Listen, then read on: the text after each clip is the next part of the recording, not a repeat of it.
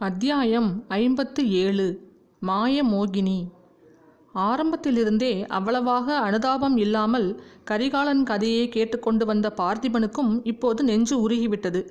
தன்னுடைய கண்களில் துளிர்த்த கண்ணீரை துடைத்து கொண்டான். அரசே, ஒரு பெண்ணின் பேரில் ஏற்பட்ட காதலினால் இப்படிப்பட்ட துன்பம் உண்டாகக்கூடும் என்று நான் கனவிலும் கருதியதில்லை. இளவரசு பட்டாபிஷேகம் நடந்த அன்று இப்படி ஓர் அனுபவம் தங்களுக்கு நேர்ந்தது என்று எங்களுக்கெல்லாம் தெரியாது. ஆகையால் தாங்கள் மனச்சோர்வுடன் இருப்பதை பார்த்து ஆச்சரியப்பட்டோம். என்னவெல்லாமோ பரிகாச பேச்சுகள் பேசி தங்களை சந்தோஷப்படுத்த பார்த்தோம். அதெல்லாம் இப்போது எனக்கு நினைவு வருகிறது என்றான். ஆம், நீங்கள் பரிகாச பேச்சு பேசினீர்கள், என்னை உற்சாகப்படுத்த பார்த்தீர்கள். என்னுடைய ஆட்சி காலத்தில் நான் செய்யப்போகும் மகத்தான காரியங்களை பற்றி பேசினீர்கள். இலங்கையிலிருந்து இமயம் வரையில் சோழ சாம்ராஜ்யத்தை அன்றைய தினமே விஸ்தரித்து விட்டீர்கள். இன்னும் கடல் கடந்து சென்றும் ராஜ்யங்களை கைப்பற்றினீர்கள். அந்த பேச்செல்லாம் எனக்கு இன்னும் ஞாபகம் இருக்கிறது. அவ்வளவும் எனக்கு எவ்வளவு துன்பம் அளித்தது என்பதும் நினைவிருக்கிறது. பிறகு ஒரு நாள் என்னை நந்தினி பழுவூர் அரண்மனைக்கு கூப்பிட்டு அனுப்பினாள். போகலாமா வேண்டாமா என்று என் மனத்தில் ஒரு போராட்டம் எழுந்தது. கடைசியில் போவதென்று முடிவு செய்தேன். பல விஷயங்களில் எனக்கு தோன்றியிருந்த ஐயங்களை அவளை கேட்டு தெரிந்து கொள்ள விரும்பினேன். அவளுடைய பிறப்பின் உண்மையை தெரிந்து கொள்ள விரும்பினேன். அந்த புறத்தில் என் தந்தை அன்று மூர்ச்சியடைந்து விழுந்ததற்கும் அங்கே நந்தினியை அவர் கண்டதற்கும் ஏதேனும் சம்பந்தம் இருக்குமோ என்ற சந்தேகம் கூட என் மனதில் தோன்றியிருந்தது. அன்றைய தினம் சக்கரவர்த்திக்கு விரைவில் மூர்ச்சை வெளிவந்து விட்டது. ஆயினும் மறுபடி அவர் பழைய ஆரோக்கியத்தை அடையவே இல்லை என்பது உனக்கு நினைவிருக்கிறதா? நந்தினியுடன் பேசுவதிலிருந்து எனக்கு அதுவரை விளங்காத மர்மம் ஏதேனும் வெளியாகலாம் என்று எண்ணினேன். இதையெல்லாம் ஒரு வியாஜியமாக வைத்து கொண்டனே தவிர உண்மையில் நான் சென்ற காரணம் அவளிடம் இருந்த காந்த சக்திதான். வேறு காரணங்களை கற்பித்து என்னை நானே ஏமாற்றிக்கொண்டு சென்றேன். பழுவேட்டரையர் ஊரில் இல்லை. அவருடைய அரண்மனையில் என்னை தடுப்பாரும் இல்லை.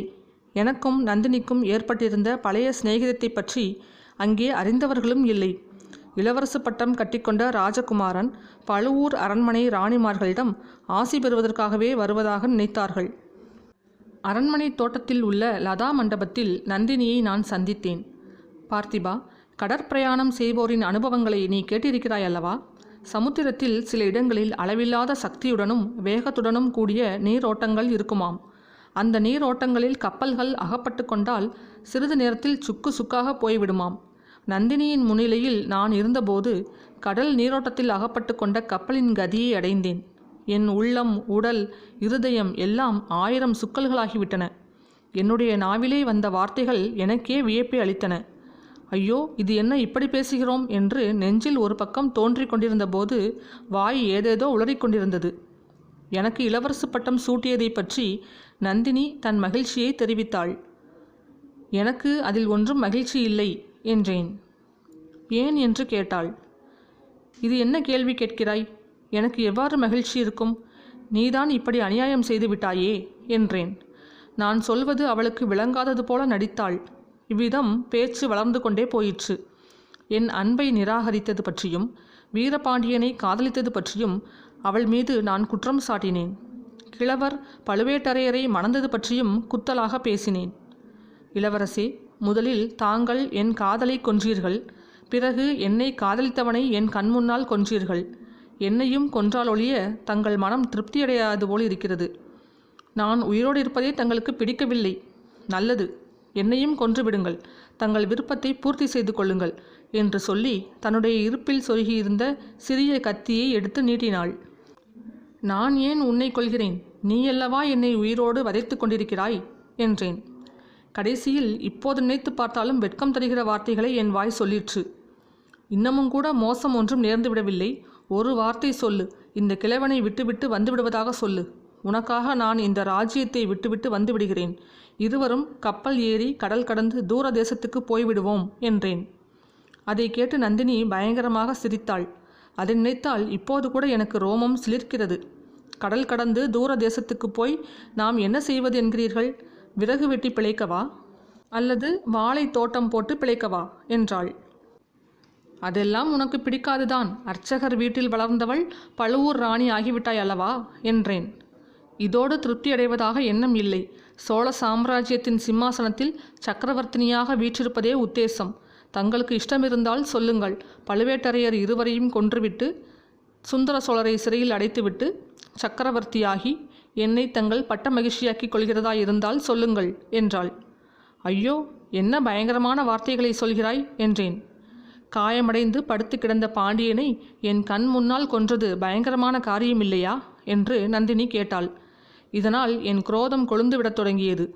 ஏதேதோ வெறி கொண்ட வார்த்தைகளை உளறி அவளை நிந்தித்துவிட்டு கிளம்பினேன். அப்போதும் அவள் என்னை விடவில்லை.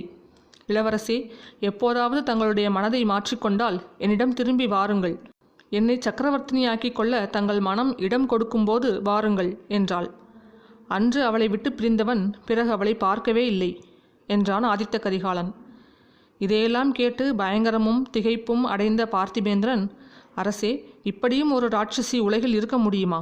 அவளை தாங்கள் மறுபடி சந்திக்காததே நல்லதாய் போயிற்று என்று கூறி பெருமூச்சு விட்டான்.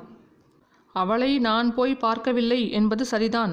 ஆனால் அவள் என்னை விட்டபாடில்லை பல்லவா. இரவும் பகலும் என்னை சுற்றி சுற்றி வந்து வதைக்கிறாள். பகலில் நினைவிலே வருகிறாள், இரவில் கனவிலே வருகிறாள். ஒரு சமயம் முகத்தில் மோகன புன்னகையுடன் என்னை கட்டி அணைத்து முத்தம் கொடுக்க வருகிறாள். இன்னொரு சமயம் கையில் கூரிய கத்தியுடன் என்னை குத்தி கொல்ல வருகிறாள்.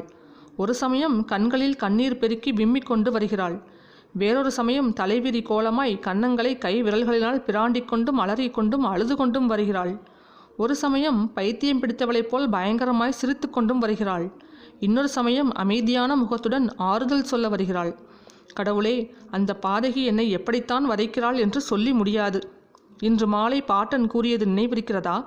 நான் ஏன் தஞ்சை போகக்கூடாது என்பதற்கு ஏதேதோ காரணம் கூறினார். உண்மையில் நான் தஞ்சை போகாமல் இருப்பதற்கும் என் தந்தையை காஞ்சிக்கு வரவழைக்க விரும்புவதற்கும் காரணம் நந்தினிதான். அரசே, கேவலம் ஒரு பெண்ணுக்கு பயந்து கொண்டா தஞ்சைக்கு போகாமல் இருக்கிறீர்கள்? அப்படி அவள் என்னதான் செய்து விடுவாள்? வஞ்சனையாக விஷம் வைத்து தங்களை கொன்று விடுவாள் என்று அஞ்சுகிறீர்களா? இல்லை பார்த்திபா, இல்லை. இன்னமும் என்னை நீ நன்றாக புரிந்து கொள்ளவில்லை. அவள் என்னை கொன்று விடுவாள் என்பதற்காக நான் அஞ்சவில்லை. அவளுடைய இஷ்டப்படி என்னை செய்ய வைத்து விடுவாளோ என்றுதான் பயப்படுகிறேன்.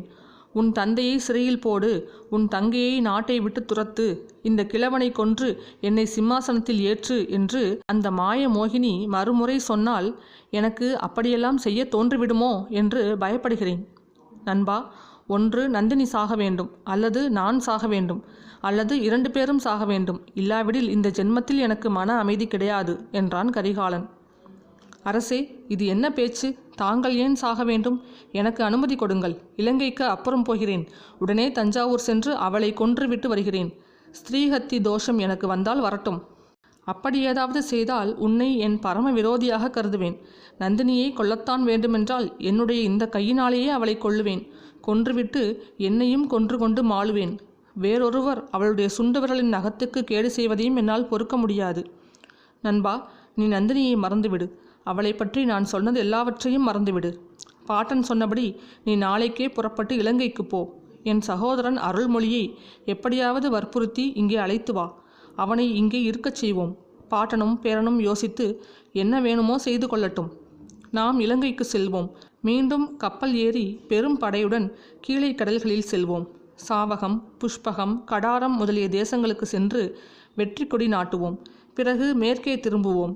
அரபு, பாரசீகம், மிசிரம் முதலிய நாடுகளுக்கு சென்று அங்கெல்லாம் தமிழர் வீரத்தையும் புலிக்கொடியையும் நிலைநாட்டுவோம். பார்த்திபா, அந்த நாடுகளிலெல்லாம் கற்பு என்னும் கட்டுப்பாடு இந்த நாட்டில் உள்ளது போல் கிடையாது என்பது உனக்கு தெரியுமா? அரசர்கள் தங்கள் இஷ்டம் போல் அவர்களுடைய ஆட்சியின் கீழ் உள்ள எந்த பெண்ணையும் அழைத்து சென்று அந்தப்புறத்தில் சேர்த்து கொள்வார்களாம் என்றான் கரிகாலன். பார்த்திபன் இதற்கு மறுமொழி சொல்வதற்குள் திருக்கோவலூர் மலையமான் அங்கு வந்து சேர்ந்தார். அரவான் கதையைப் போல் அற்புதமான கதை இந்த உலகத்திலேயே கிடையாது. நீ இப்போது சொல்லிக் கொண்டிருந்த எந்த நாட்டிலும் கிடையாது. ஆனால் இன்னுமா நீங்கள் தூங்காமல் பேசிக் கொண்டிருக்கிறீர்கள்? பார்த்திபேந்திரா, நாளைக்கு இலங்கைக்கு புறப்பட வேண்டும் என்பது உனக்கு நினைவிருக்கிறதல்லவா என்றார். அதை பற்றித்தான் தூங்காமல் பேசிக் கொண்டிருக்கிறோம் என்றான் பார்த்திபேந்திரன். அத்தியாயம் 57 முடிவுற்றது.